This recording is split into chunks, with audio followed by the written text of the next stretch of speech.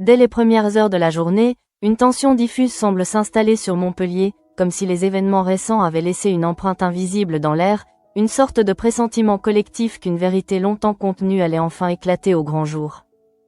Dans une chambre d'hôpital silencieuse, Jeanne Beaulieu apparaît profondément affaiblie, non seulement par les conséquences physiques de ce qu'elle a vécu, mais surtout par le poids psychologique d'un secret qu'elle ne parvient plus à porter seule, et dont elle semble désormais prête à assumer toutes les conséquences.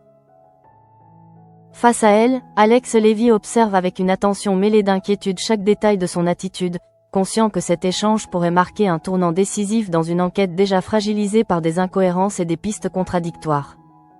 Jeanne ne se précipite pas pour parler, elle laisse d'abord s'installer un silence lourd, comme si elle cherchait à rassembler ses pensées ou à trouver la force nécessaire pour affronter ce qu'elle s'apprête à révéler, avant de finalement plonger dans un récit qui ne laisse plus de place au doute. Elle explique avec une précision troublante que le cambriolage dont tout le monde parlait n'était en réalité ni un hasard ni une simple intrusion opportuniste, mais l'acte délibéré de Dimitri, dont la présence dans la maison des Beaulieu a déclenché une suite d'événements incontrôlables. En développant son récit, Jeanne ne tente pas de minimiser les faits ni de détourner l'attention, au contraire, elle semble vouloir aller jusqu'au bout de la vérité, quitte à se condamner elle-même, comme si cette confession représentait pour elle une forme de délivrance tardive. Dans le même mouvement, elle reconnaît que la situation a dégénéré bien au-delà de ce qu'elle avait pu anticiper, et que le moment où elle a pris l'arme pour tirer sur Dimitri ne peut être réduit à un simple accident, mais correspond à une décision irréversible prise dans un contexte de tension extrême. Cette admission bouleverse profondément Alex, car elle redéfinit non seulement les responsabilités de chacun, mais remet aussi en question toute la lecture initiale des faits, transformant une affaire apparemment linéaire en un enchevêtrement complexe de motivations, de peurs et de réactions incontrôlées. Au fil de son témoignage, Jeanne laisse également apparaître des éléments plus troublants concernant son état mental, notamment lorsqu'elle évoque son père Henri comme s'il continuait d'exister à ses côtés, non pas comme un simple souvenir, mais comme une présence presque tangible qui influencerait encore ses pensées et ses décisions. Cette manière de parler des âmes et de leur permanence après la mort crée un malaise perceptible chez les enquêteurs, qui commencent à s'interroger sur la lucidité réelle de Jeanne, et sur la manière dont cette dimension psychologique pourrait affecter la validité de ses déclarations. Pendant ce temps, au commissariat, Thierry et Alex tentent de reconstituer l'ensemble des faits à la lumière de ces nouveaux éléments, mais se heurtent à une accumulation de contradictions qui rendent toute conclusion prématurée. L'enquête, loin de s'éclaircir, semble au contraire s'enfoncer dans une zone grise où chaque révélation soulève de nouvelles questions, notamment sur les motivations réelles des protagonistes et sur la chronologie exacte des événements. Dans un autre registre, la situation de Nathalie connaît une évolution radicale, puisque les aveux de Jeanne permettent enfin sa libération, mettant un terme à une période d'incertitude particulièrement éprouvante. Emma accueille cette nouvelle avec une émotion intense, retrouvant sa mère dans un moment de soulagement profond qui contraste fortement avec la gravité des événements en cours, comme si cette réunion offrait une parenthèse de chaleur humaine au milieu d'un contexte marqué par la tension et les révélations douloureuses. Cependant, cette libération ne signifie pas que l'affaire est close, et c'est précisément dans cet espace encore instable que Claudine commence à élaborer une stratégie qui révèle une approche beaucoup plus pragmatique, voire opportuniste, de la situation. En analysant les conséquences juridiques et financières de l'affaire, elle identifie rapidement la possibilité de tirer profit de l'héritage des Beaulieu, en envisageant de prélever un pourcentage au titre de ses honoraires, ce qui transforme le drame en levier économique.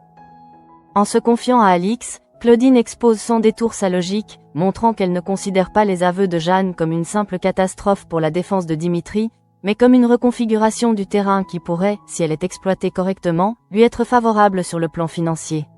Cette manière de penser souligne son habileté, mais aussi son absence de scrupules face à une situation où d'autres ne verraient que souffrance et injustice. Parallèlement à ces dynamiques judiciaires et familiales, une autre intrigue commence à se dessiner autour de Guillaume Sérignan, dont les activités professionnelles attirent l'attention par leur apparente rentabilité et les zones d'ombre qui les entourent. Lorsqu'il reçoit Catherine Lemierre, l'échange débute dans un cadre formel, presque convenu, où il met en avant la performance de son entreprise et la solidité de son modèle économique, en évoquant des taux de rentabilité particulièrement élevés. Toutefois, au fur et à mesure de la conversation, il devient évident que ces résultats reposent sur des pratiques dont il préfère ne pas dévoiler les détails, notamment lorsqu'il s'agit d'expliquer comment il parvient à convaincre les occupants de quitter les immeubles qu'il souhaite rénover et revendre. En éludant cette question essentielle sous prétexte de secret professionnel, Guillaume laisse entrevoir l'existence de méthodes potentiellement contestables, voire coercitives, ce qui suscite chez Catherine à la fois une méfiance légitime et une forme d'attraction liée aux perspectives de profit.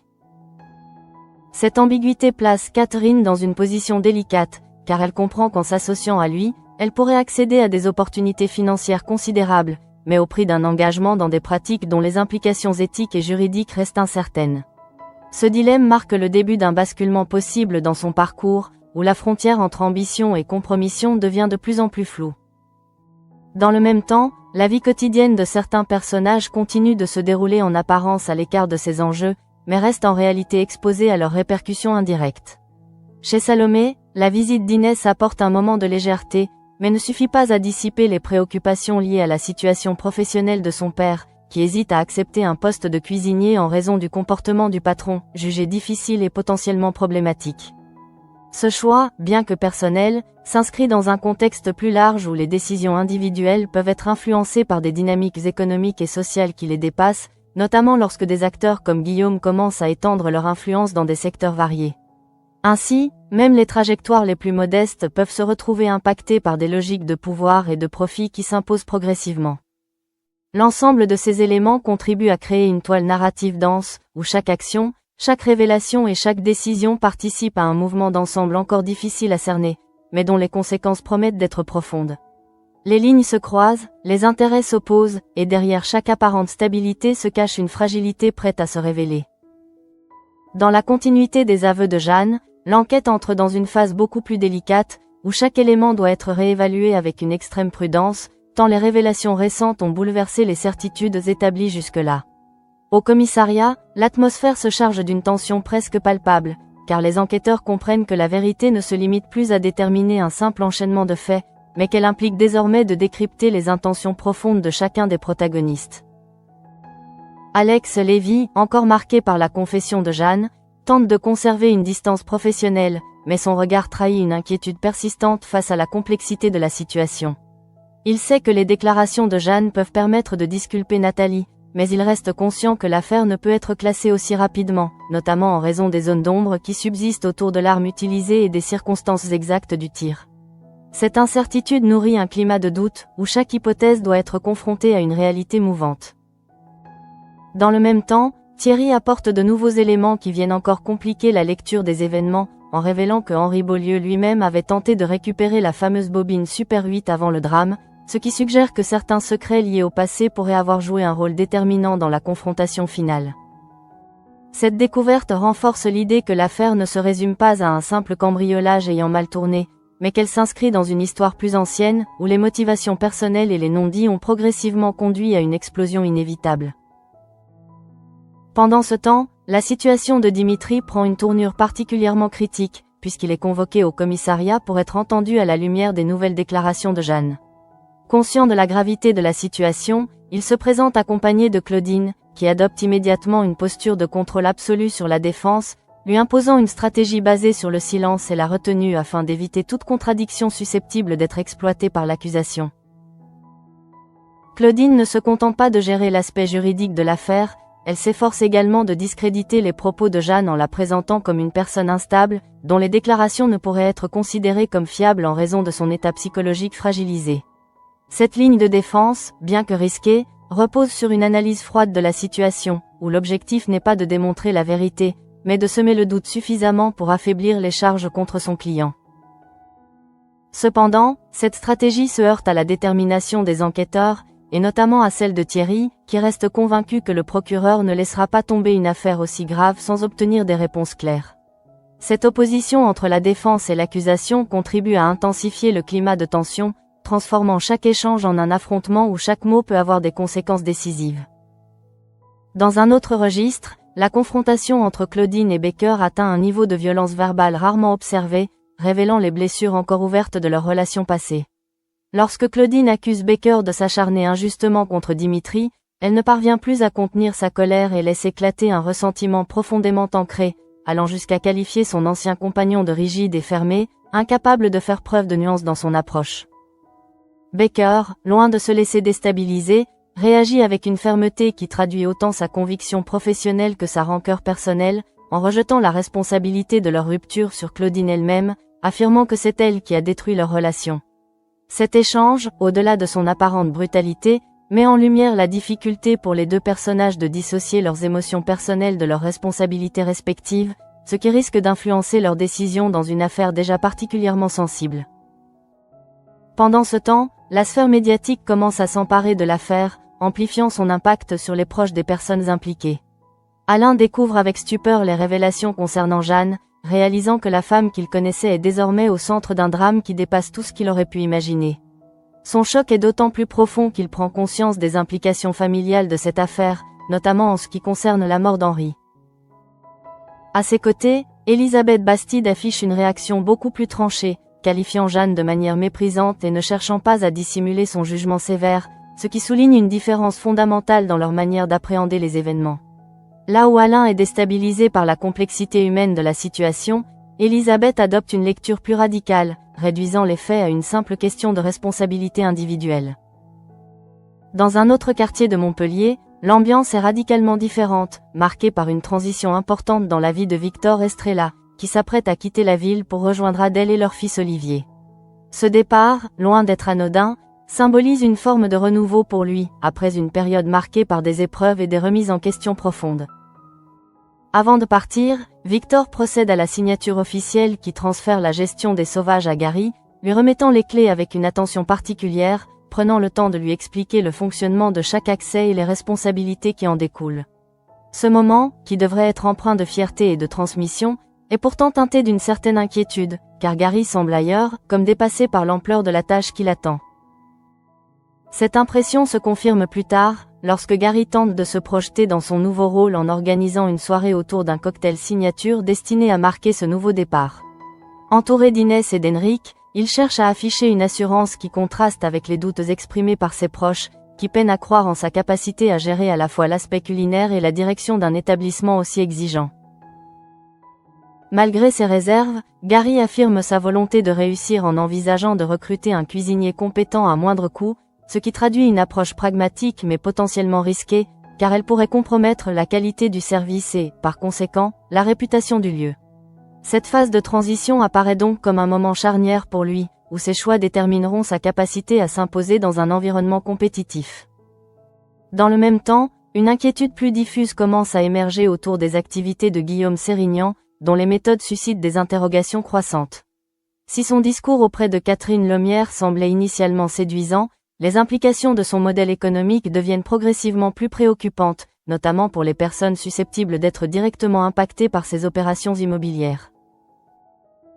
Cette inquiétude se manifeste notamment à travers les échanges entre Inès et Gary, lorsque la première lui conseille de prendre ses distances avec Sérignan, signe que la réputation de ce dernier commence à susciter une méfiance qui dépasse le cadre strictement professionnel. Cette mise en garde, bien que formulée de manière informelle, reflète une perception grandissante d'un danger latent, dont les contours restent encore flous mais dont les effets pourraient se révéler dévastateurs. Ainsi, à mesure que les intrigues se développent, une dynamique commune semble émerger, caractérisée par une tension croissante entre apparence et réalité, entre ambition personnelle et conséquences collectives. Chaque personnage, à sa manière, se trouve confronté à des choix qui dépassent le cadre immédiat de ses préoccupations, et qui pourraient redéfinir durablement son parcours. Les certitudes vacillent, les alliances se fragilisent, et dans cet équilibre instable, il devient de plus en plus difficile de distinguer ceux qui subissent les événements de ceux qui les orchestrent réellement. À mesure que les différentes intrigues s'entrelacent, une sensation de basculement progressif s'impose, comme si chaque décision prise par les personnages contribuait à déplacer imperceptiblement les lignes d'un équilibre déjà fragile. L'affaire Beaulieu, loin de se stabiliser après les aveux de Jeanne, continue de produire des répercussions inattendues, révélant peu à peu l'ampleur des enjeux cachés derrière ce qui semblait au départ n'être qu'un drame familial. Dans ce contexte, Claudine affine sa stratégie avec une précision remarquable, consciente que la moindre erreur pourrait compromettre non seulement la défense de Dimitri, mais aussi ses propres intérêts. Elle ne se contente plus de contester les déclarations de Jeanne, elle s'efforce désormais de construire un récit alternatif capable de semer un doute suffisant pour influencer la perception du procureur. Dans son esprit, la clé ne réside pas dans la démonstration d'une vérité absolue, mais dans la capacité à rendre toute certitude impossible. Cette approche se manifeste notamment lorsqu'elle insiste sur l'absence de preuves matérielles décisives, en particulier l'impossibilité de retrouver la carabine utilisée lors du tir. Ce détail, en apparence technique, devient un élément central de sa défense, car il permet d'introduire une faille dans le dossier de l'accusation, ouvrant la voie à des interprétations multiples. Claudine comprend parfaitement que dans un système judiciaire fondé sur la preuve, le moindre vide peut être exploité pour affaiblir une accusation, et elle n'hésite pas à s'appuyer sur cette fragilité. Cependant, cette stratégie ne suffit pas à dissiper les doutes qui entourent Dimitri, d'autant plus que les révélations de Jeanne continuent d'alimenter une suspicion persistante. Lors de son interrogatoire, Dimitri apparaît tendu, conscient que sa situation dépend désormais autant de la crédibilité de sa défense que de la perception que les enquêteurs auront de son attitude. Il se conforme aux instructions de Claudine, choisissant de limiter ses réponses et d'éviter toute prise de parole inutile, mais cette retenue, censée le protéger, risque également d'être interprétée comme un signe de culpabilité. Face à lui, les enquêteurs restent vigilants, cherchant à détecter la moindre incohérence, le moindre signe de contradiction qui pourrait confirmer leurs soupçons. Thierry, en particulier, adopte une posture déterminée, convaincu que la vérité ne peut se limiter aux déclarations de Jeanne et qu'il existe encore des éléments dissimulés qui n'ont pas été révélés. Cette conviction le pousse à approfondir chaque piste, même celles qui semblent les plus secondaires, dans l'espoir de reconstituer un enchaînement cohérent des faits. Dans le même temps, les tensions entre Claudine et Baker continuent de s'intensifier, révélant une dimension plus personnelle du conflit qui dépasse largement le cadre de l'enquête. Leur confrontation, marquée par des accusations mutuelles et des reproches anciens, met en lumière une rupture qui n'a jamais été réellement surmontée, et dont les conséquences continuent d'influencer leur manière d'interagir. Claudine, en particulier, semble incapable de dissocier complètement son ressentiment de son rôle d'avocate, ce qui l'a conduit à adopter une attitude de plus en plus agressive à l'égard de Baker. Elle perçoit dans son obstination une forme d'acharnement injustifié, tandis que lui considère son comportement comme une tentative de manipulation destinée à détourner l'attention des faits.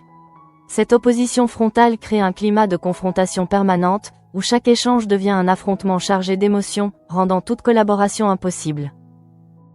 Parallèlement, l'évolution de la situation médiatique continue d'amplifier les répercussions de l'affaire, exposant les protagonistes à un regard extérieur souvent simplificateur, voire déformant.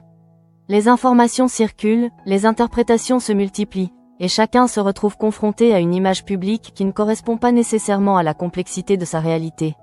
Cette pression médiatique contribue à accentuer les tensions, en imposant un rythme et une intensité qui ne laissent que peu de place à la nuance. Dans un registre différent, mais tout aussi révélateur des transformations en cours, la trajectoire de Gary illustre les difficultés liées à la prise de responsabilité dans un contexte incertain. Depuis qu'il a reçu les clés des sauvages de la part de Victor, il se retrouve confronté à une réalité bien plus exigeante qu'il ne l'avait anticipée, où chaque décision implique des conséquences concrètes sur le fonctionnement de l'établissement. Son enthousiasme initial, marqué par l'organisation d'une soirée destinée à célébrer ce nouveau départ, laisse progressivement place à une forme d'inquiétude, nourrie par les réactions de son entourage. Inès et Henrik, en particulier, expriment des doutes quant à sa capacité à assumer pleinement ce rôle, notamment en ce qui concerne la gestion de la cuisine, un aspect central de l'activité du lieu. Ces réserves, loin de décourager Gary, semblent au contraire renforcer sa détermination à prouver qu'il est à la hauteur, mais elles mettent également en évidence les limites de son expérience et les risques associés à certaines de ses décisions, comme celle de vouloir recruter un cuisinier à moindre coût. Cette stratégie, motivée par des contraintes budgétaires, pourrait s'avérer problématique si elle compromet la qualité des prestations offertes, ce qui souligne la fragilité de sa position. Dans le même temps, les activités de Guillaume Sérignan continuent de susciter des interrogations croissantes, notamment en raison du flou qui entoure certaines de ses pratiques. Si sa proposition à Catherine Lemierre reposait sur des arguments financiers séduisants, les zones d'ombre liées à ces méthodes commencent à apparaître de manière plus nette, alimentant une méfiance qui dépasse le cercle restreint des initiés. Cette méfiance se manifeste notamment à travers les recommandations d'Inès, qui encourage Gary à prendre ses distances avec Sérignan, suggérant que l'implication dans ces affaires pourrait entraîner des conséquences négatives. Cette mise en garde, bien qu'exprimée de manière indirecte, reflète une perception grandissante d'un danger potentiel, dont les implications restent encore difficiles à cerner, mais qui semble néanmoins suffisamment sérieux pour justifier une certaine prudence. Dans ce contexte, la position de Catherine Lemierre apparaît de plus en plus délicate, car elle se trouve à la croisée de plusieurs dynamiques contradictoires. D'un côté, son expérience et son instinct lui permettent de percevoir les risques associés à une collaboration avec Sérignan, mais de l'autre, les perspectives de rentabilité offertes par ce dernier constituent une tentation difficile à ignorer. Ce dilemme met en lumière une tension fondamentale entre ambition et prudence, où chaque choix implique un renoncement, soit à une opportunité potentiellement lucrative, soit à une certaine sécurité morale et juridique. Catherine, en tant que femme d'affaires aguerrie, est habituée à naviguer dans des environnements complexes, mais la nature particulière des activités de Sérignan semble introduire un niveau de risque supplémentaire qui pourrait remettre en question ses repères habituels. Ainsi, à mesure que les intrigues progressent, une dynamique commune se dessine, caractérisée par une montée progressive des tensions et une complexification des relations entre les personnages. Chaque décision, chaque révélation, chaque interaction contribue à alimenter un mouvement d'ensemble où les certitudes s'effritent et où les conséquences des choix individuels commencent à se faire sentir de manière de plus en plus tangible. À ce stade de l'histoire, les tensions accumulées commencent à produire des effets visibles sur l'ensemble des protagonistes, comme si chaque décision passée revenait désormais réclamer son prix. L'affaire Beaulieu, qui semblait pouvoir se stabiliser après les aveux de Jeanne, continue au contraire de générer une instabilité profonde, où les vérités révélées ne suffisent pas à apaiser les conflits, mais contribuent plutôt à en faire émerger de nouveaux. Dans les couloirs du commissariat, Alex, Lévy et Thierry poursuivent leur travail avec une rigueur intacte, malgré les incertitudes qui pèsent sur l'interprétation des faits. Ils savent que les aveux de Jeanne, bien qu'essentiels, ne constituent qu'une partie de la vérité, et que l'absence d'éléments matériels, notamment l'arme du crime, continue de fragiliser l'ensemble du dossier. Cette situation les oblige à adopter une approche méthodique, où chaque détail doit être vérifié, recoupé, analysé, afin d'éviter toute conclusion hâtive qui pourrait compromettre la suite de la procédure. Dans ce contexte, la figure de Dimitri demeure au centre des interrogations, car même si Jeanne assume la responsabilité du tir, son implication dans le cambriolage reste un élément déterminant qui ne peut être ignoré. Cette dualité, entre culpabilité reconnue et zone d'ombre persistante, alimente un climat d'incertitude où il devient difficile de distinguer clairement les responsabilités de chacun. Les enquêteurs se trouvent ainsi confrontés à une situation où la vérité semble fragmentée, dispersée entre plusieurs versions des faits, chacune portant en elle une part de réalité et une part d'interprétation. Parallèlement, Claudine poursuit son travail de défense avec une détermination qui ne faiblit pas, convaincue que la clé réside dans sa capacité à exploiter les failles du dossier. Elle insiste notamment sur l'absence de preuves concrètes reliant directement Dimitri à l'usage de l'arme, et cherche à construire un argumentaire basé sur l'idée que les aveux de Jeanne pourraient être influencés par un état psychologique altéré, rendant leur fiabilité discutable. Cette ligne de défense, bien que cohérente sur le plan juridique, se heurte à une opposition ferme de la part de Baker, qui refuse de considérer les déclarations de Jeanne comme de simples divagations. Pour lui, l'intensité émotionnelle de ses aveux constitue au contraire un indice de leur sincérité, et il estime que minimiser leur portée reviendrait à ignorer une vérité essentielle. Cette divergence d'interprétation renforce le conflit entre Claudine et Baker, qui dépasse désormais largement le cadre professionnel pour s'ancrer dans une opposition personnelle profondément enracinée. Dans le même temps, cette confrontation ravive des blessures anciennes, révélant à quel point leurs relations passées continuent d'influencer leurs interactions présentes.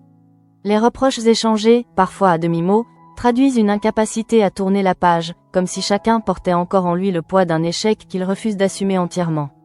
Cette dimension émotionnelle ajoute une couche supplémentaire de complexité à une affaire déjà difficile, embrouillant les frontières entre jugement objectif et ressentiment personnel. Pendant ce temps, en dehors du cadre judiciaire, les conséquences des événements récents commencent à se faire sentir dans la sphère privée des personnages.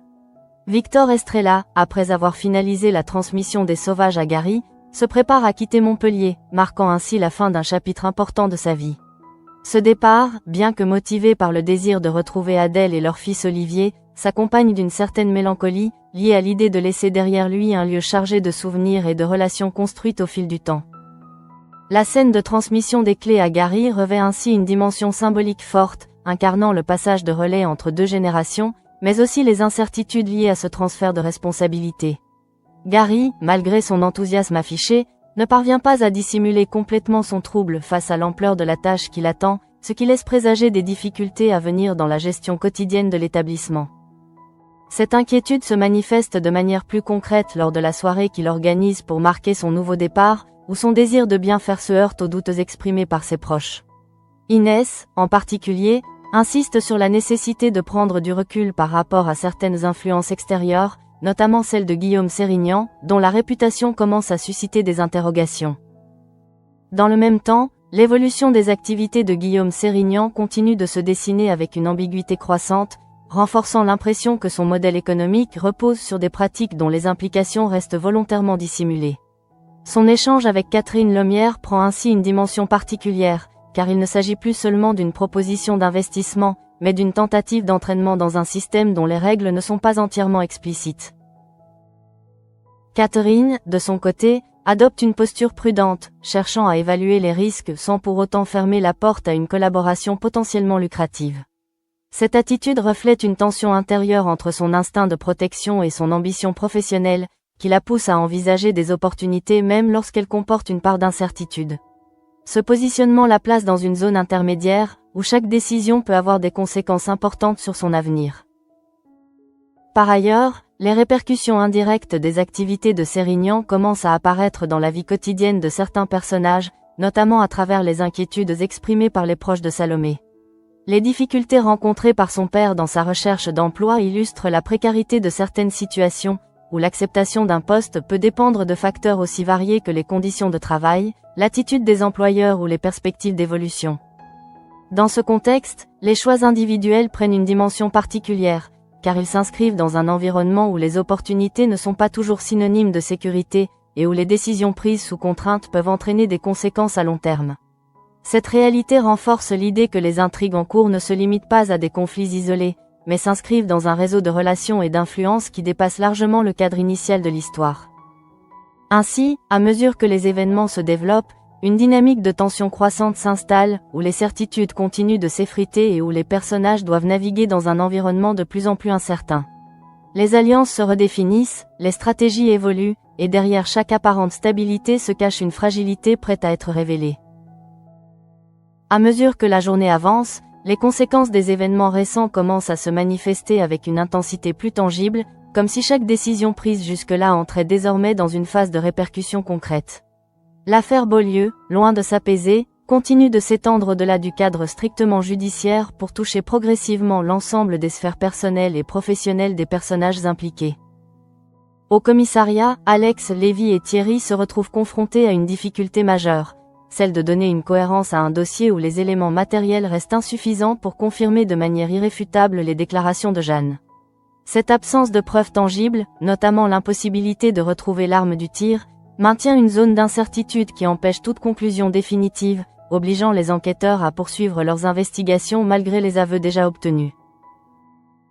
Dans ce contexte, la position de Dimitri demeure particulièrement fragile, car même si Jeanne assume pleinement la responsabilité du tir, son implication dans le cambriolage continue de peser lourdement dans l'analyse globale de l'affaire. Cette dualité crée une situation paradoxale, où la reconnaissance d'un acte majeur ne suffit pas à écarter les soupçons, mais contribue au contraire à complexifier la compréhension des rôles de chacun. Parallèlement, Claudine persiste dans une stratégie qui repose sur la contestation systématique des éléments à charge, en mettant en avant les incohérences potentielles et les failles du dossier. Elle insiste notamment sur le fait que l'absence de l'arme empêche toute reconstitution précise des faits, et que les déclarations de Jeanne, en raison de leur dimension émotionnelle et de son état psychologique instable, ne peuvent être considérées comme des preuves suffisantes pour établir une culpabilité claire. Cette approche, bien qu'efficace sur le plan technique, continue de provoquer des tensions avec Baker, dont la conviction repose davantage sur une lecture globale de la situation que sur la seule accumulation de preuves matérielles. Baker estime que la sincérité apparente des aveux de Jeanne ne peut être ignorée, et que leur force réside précisément dans leur cohérence émotionnelle, même si certains éléments restent à éclaircir. Dans le même temps, la confrontation entre Claudine et Baker atteint un point de rupture symbolique, où les reproches liés à leur relation passée refont surface de manière plus explicite, révélant une blessure encore vive. Cette dimension personnelle, loin d'être anecdotique, influence leur manière de se positionner dans l'affaire, chacun cherchant à affirmer sa légitimité face à l'autre, ce qui complique davantage toute tentative de dialogue constructif. À l'extérieur du commissariat, la vie suit son cours, mais les tensions sous-jacentes continuent de se diffuser dans les interactions quotidiennes. Gary, désormais responsable des sauvages, tente de s'approprier ce nouveau rôle avec une énergie qui masque difficilement ses incertitudes. Son initiative de créer un cocktail signature pour marquer son nouveau départ illustre sa volonté de donner une identité forte à l'établissement, mais elle met également en évidence son besoin de reconnaissance et de validation. Entouré d'Inès et d'Henrik, Gary cherche à convaincre qu'il est capable de relever le défi, mais les réactions de ses proches révèlent un scepticisme persistant quant à ses compétences, notamment dans le domaine culinaire. Cette remise en question, bien que formulée avec une certaine bienveillance, agit comme un rappel constant des exigences liées à la gestion d'un tel lieu, où la réussite dépend autant de la qualité des prestations que de la capacité à prendre des décisions stratégiques adaptées. Dans ce contexte, la question du recrutement d'un cuisinier devient un enjeu central, car elle conditionne directement la viabilité du projet de Gary. Son intention de privilégier un profil efficace mais peu coûteux traduit une approche pragmatique, mais elle comporte également des risques, notamment en termes de qualité et de réputation, ce qui pourrait compromettre les efforts entrepris pour relancer l'activité. Par ailleurs, Inès exprime de manière de plus en plus claire ses inquiétudes concernant l'influence de Guillaume Sérignan, en recommandant à Gary de ne plus solliciter son aide. Cette mise en garde, loin d'être anodine, reflète une perception croissante d'un danger potentiel associé aux activités de Sérignan, dont les méthodes commencent à susciter une méfiance généralisée. Dans le même temps, la situation de Catherine Lemierre évolue dans une direction incertaine, marquée par l'influence croissante de sa rencontre avec Sérignan. Bien qu'elle n'ait pas encore pris de décision définitive, les informations qu'elle a obtenues sur son modèle économique continuent de nourrir une réflexion intérieure où se confrontent prudence et ambition. Catherine comprend que les taux de rentabilité annoncés reposent sur des mécanismes qui ne sont pas entièrement transparents, et que la question des moyens utilisés pour obtenir le départ des occupants des immeubles reste en suspens. Cette absence de réponse claire constitue un point de tension majeur, car elle suggère l'existence de pratiques potentiellement contestables, voire illégales, qui pourraient avoir des conséquences importantes sur son propre positionnement. Cette situation place Catherine dans une posture d'observation active, où elle cherche à recueillir davantage d'informations avant de s'engager, consciente que toute décision précipitée pourrait compromettre sa crédibilité et son intégrité. Ce processus de réflexion illustre la complexité des choix auxquels elle est confrontée, dans un environnement où les opportunités les plus attractives sont souvent aussi les plus risquées. Parallèlement, les répercussions indirectes des activités de Sérignan commencent à apparaître dans des contextes plus modestes, notamment à travers les préoccupations du père de Salomé, qui hésite à accepter un emploi en raison des conditions de travail proposées. Cette situation met en évidence les liens invisibles qui peuvent exister entre des décisions économiques à grande échelle et les réalités quotidiennes de ceux qui en subissent les conséquences. Ainsi, à mesure que les intrigues se développent, une vision plus globale de l'ensemble se dessine, où chaque trajectoire individuelle s'inscrit dans un réseau de relations et d'influences interconnectées. Les tensions continuent de monter, les choix deviennent de plus en plus déterminants, et l'équilibre entre ambition, responsabilité et intégrité apparaît comme un enjeu central pour l'ensemble des personnages. À ce moment du récit, une forme de fatigue commence à s'installer chez les protagonistes, non pas une lassitude physique, mais une usure intérieure liée à l'accumulation des tensions, des choix difficiles et des vérités impossibles à ignorer. L'affaire Beaulieu, qui continue d'occuper le centre des préoccupations, agit désormais comme un révélateur, mettant à nu les failles, les contradictions et les motivations profondes de chacun. Au commissariat, Alex Lévy se retrouve face à une réalité qu'il ne peut plus simplifier, car malgré les aveux de Jeanne, il lui devient évident que la résolution de cette affaire ne pourra pas reposer uniquement sur une confession, aussi détaillée soit-elle. Il comprend que la justice exige une cohérence globale, un enchaînement de preuves et d'éléments vérifiables, ce qui le pousse à poursuivre ses investigations avec une prudence accrue, conscient que la moindre erreur pourrait compromettre l'ensemble du dossier. Dans le même temps, Thierry maintient une ligne de conduite ferme, refusant de céder à toute forme de précipitation, même si la pression extérieure commence à se faire sentir. Il sait que l'absence de l'arme du crime constitue un obstacle majeur, et que tant que cet élément essentiel ne sera pas retrouvé, l'affaire restera fragile, exposée à des contestations qui pourraient en affaiblir la portée judiciaire. Cette fragilité est précisément exploitée par Claudine, qui poursuit son travail de défense avec une constance remarquable, s'appuyant sur chaque faille pour construire un discours capable de protéger Dimitri. Elle insiste sur le fait que les aveux de Jeanne, bien qu'impressionnants par leur intensité, ne peuvent être considérés comme une preuve suffisante en l'absence d'éléments matériels, et elle met en avant la nécessité de distinguer entre vérité ressentie et vérité juridiquement démontrée. Cependant, cette approche continue de provoquer une opposition frontale avec Baker, dont la conviction repose sur une lecture plus humaine de la situation. Pour Baker, la cohérence émotionnelle du récit de Jeanne constitue un indice essentiel de sa sincérité, et il considère que tenter de la discréditer revient à ignorer une part fondamentale de la réalité. Cette divergence de perspective ne fait qu'accentuer les tensions entre les deux anciens partenaires, chacun voyant dans l'attitude de l'autre une forme d'injustice ou d'aveuglement. Dans ce climat tendu, Dimitri apparaît de plus en plus isolé, pris entre une défense qui cherche à le protéger en minimisant les faits et une enquête qui continue de le considérer comme un acteur central de l'affaire. Son silence, dicté par la stratégie de Claudine, devient un élément ambigu, susceptible d'être interprété de multiples façons, renforçant l'impression qu'il se trouve dans une position où chaque choix, même le plus prudent, comporte un risque. Parallèlement, les répercussions de l'affaire continuent de se diffuser dans la sphère sociale et médiatique, amplifiant les jugements et les interprétations. Alain, encore marqué par la découverte du rôle de Jeanne, peine à concilier l'image qu'il avait d'elle avec la réalité des faits, ce qui crée chez lui une forme de désorientation profonde. À ses côtés, Elisabeth Bastide adopte une position beaucoup plus tranchée, refusant toute nuance et réduisant la situation à une question de responsabilité individuelle, ce qui souligne une fois de plus le contraste entre leurs visions respectives.